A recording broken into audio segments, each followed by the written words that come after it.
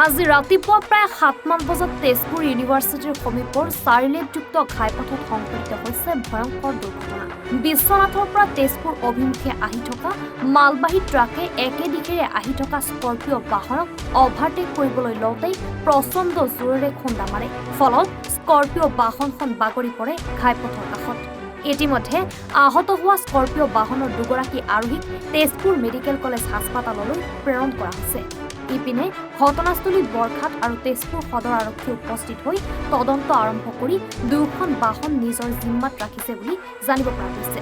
উল্লেখযোগ্য যে সম্প্ৰতি 4-লেনযুক্ত ঘাইপথত সঘনাই সংঘটিত হ'বলৈ ধৰিছে এনেধৰণৰ দুৰ্ঘটনা। দুৰ্ঘটনাগ্ৰস্ত ট্ৰাকখনৰ নম্বৰ হৈছে ARS 01 RC 3508, আনহাতে স্কৰ্পিঅ' বাহনখনৰ নম্বৰ হৈছে ARO 1 L 1389। কি হ'ল ঘটনাটো? ঘটনা মানে ধৰক মই মোৰ ছাইডত প্ৰায় 40-45 মান স্পীডত আহি আছোঁ। মানে লেফ্ট ছাইডৰ পৰা আপোনাৰ স্কৰ্পিঅ' এখন মানে অভাৰটেক কৰোঁতে মানে আগত এখন বাইক আছিলে, বাইকখনত বচাবলৈ লৈ পেলাই মই গাড়ীত খুন্দা মাৰি সি নিজে মানে বাগৰি পৰিল। কি গাড়ী এখন আছিলে? সেইখন স্কৰ্পিঅ'। আহত হৈছেনে? আহত দুখ পাইছে অলপ। দুখ পাইছে ন? চবেই মিলি সিহঁতক মানে ক'ৰ হয় জানিব পাৰিছেনে আপোনালোকে?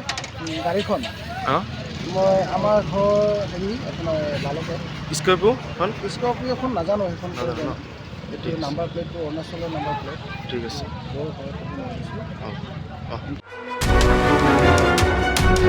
নদুৱাৰ পৰা ইনজাম আমুল হকৰ ৰিপৰ্ট, এনি ভাৰত 24।